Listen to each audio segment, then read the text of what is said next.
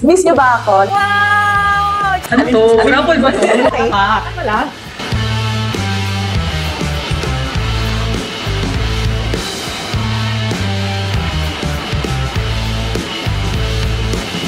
Hindi talaga pwede ito mag-face to face tayo. Is it truth or a lie? Yun siya. Yun siya.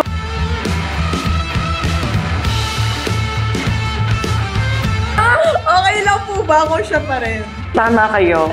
Best moments ko talaga yon. Oh. Ang hirap pala mag-react sa mga ganito, guys. Huwag yung tinatanong si Jania ng ganyan. Next!